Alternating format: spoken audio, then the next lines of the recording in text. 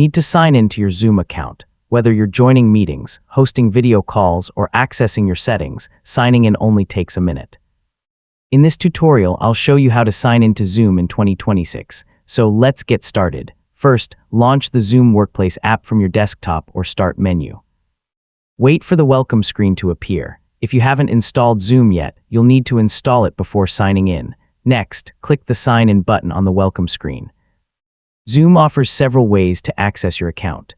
You can sign in with your email address and password, or use options like Google, Apple, Microsoft, or single sign-on if they're available to you. Choose your preferred sign-in method and enter the required information. If you're using email, type your email address and password, then continue.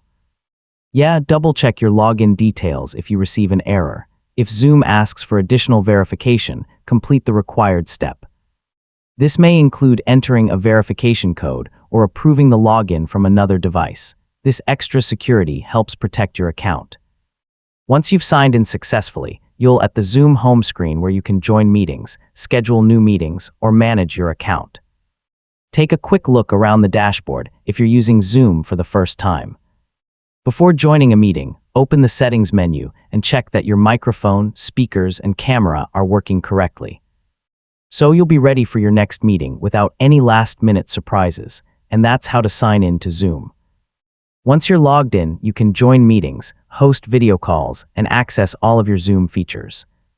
I mean, taking a moment to verify your audio and camera before each meeting can make the experience much smoother. Thanks for watching, and I'll see you in the next tutorial.